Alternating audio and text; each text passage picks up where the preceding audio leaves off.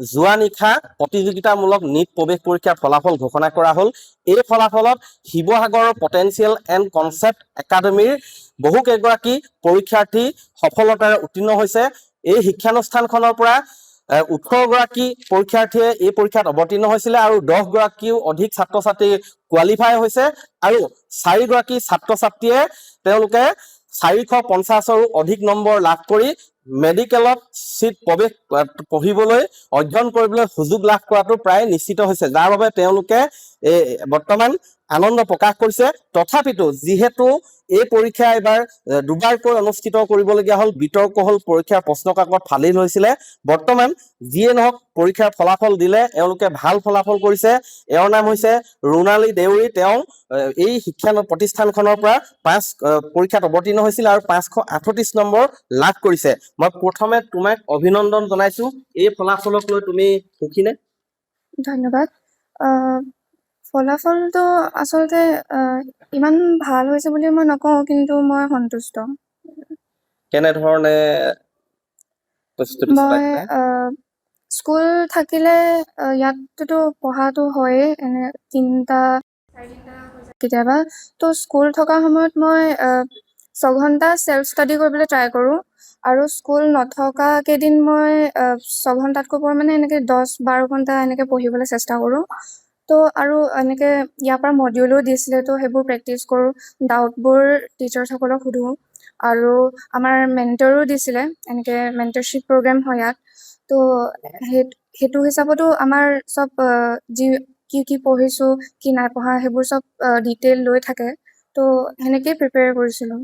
প্ৰথম যিটো পৰীক্ষা হৈছিলে তাতকৈ পিছৰটোত বেছি ভাল হৈছিলে নে আগৰটোত বেছি ভাল হৈছিলে বুলি ভাবা? মানে আগৰ পৰীক্ষাটোত মই 720 ভিতৰত 626 পাইছিলোঁ, কিন্তু আগৰটো হিচাপত মানে, কাৰণ আগৰটো অলপ ইজি আছিলে পেপাৰখন, তো মানে পিছৰটো কঠিন আছিলে। তো আগৰটো ইজি হোৱাৰ কাৰণে বহুতে 720 পালেহেঁতেন। তো সেইটো হিচাপতো মোৰ ইমান ভাল হোৱা নাছিলে 626 যদিও, কাৰণ কাট অফটো বাঢ়ি গ'লহেঁতেন। সুখী এইটো পৰীক্ষা ফলাফলত মোটামুটি সুখী মানে যিমানটো কষ্ট কৰিছো সিমান পাইছো।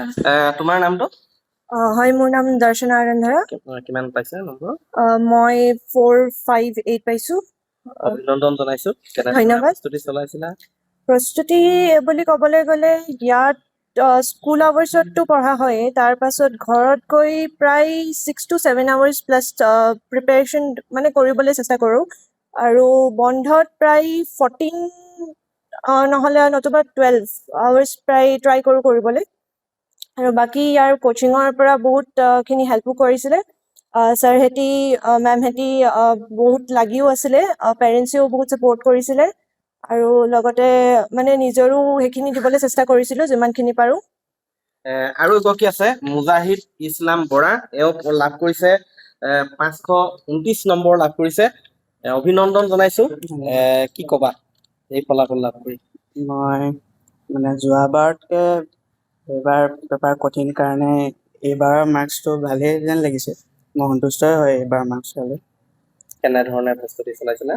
মই মানে ইয়াত স্কুলততো তেনেকৈ পঢ়া শুনা হৈছিলেই, তাৰপৰা ঘৰতো গৈ নিজেই পঢ়িছিলোঁ। স্কুল বন্ধ কেইদিনত 10-12 ঘণ্টা আৰু স্কুল খোলা কেইদিনত 5-6 ঘণ্টামান, তাৰপৰা বেলেগ যি কোচিঙৰ মডিউল আছিলে সেইবোৰ ভালকৈ কৰিছিলোঁ।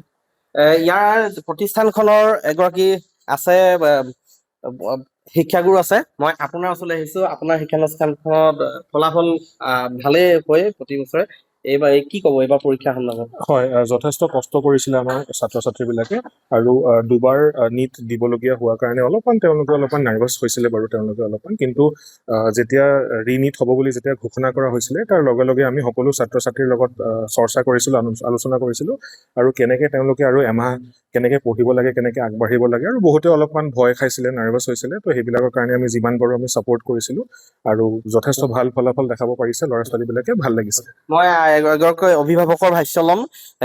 তেওঁৰ ৰুণালী দেউৰীৰ মাতৃ আছে। ৰুণালী দেউৰী, মই পুনৰ কৈছো 538 নম্বৰ লাভ কৰিছে। কি ক'ব অভিভাৱক হিচাপে? নমস্কাৰ, মই ৰুণালীৰ মাক হয়।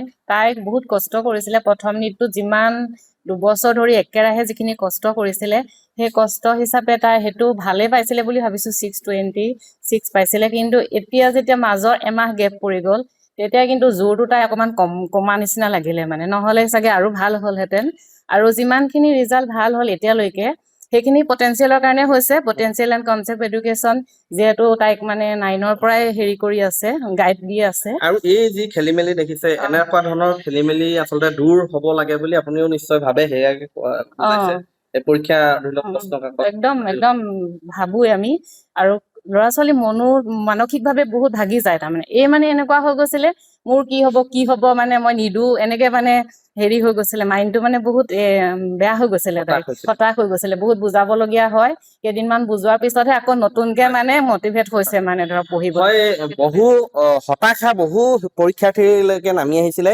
সেই হতাশা নেওচি সেই বিতৰ্ক নেওচি তেওঁলোক এই পৰীক্ষাত এই কেইগৰাকী পৰীক্ষাৰ্থী উজ্বলি উঠিছে আৰু আমিও তেওঁলোকক জনাইছো অভিনন্দন আপুনি বিচৰা বাতৰি পাব কেৱল নিউজ 18 এপত নিউজ 18 এপ ডাউনলোড কৰিবলৈ স্কেন কৰক এই QR কোড গুগল প্লে ষ্টৰতো পাব এই নিউজ 18 এপ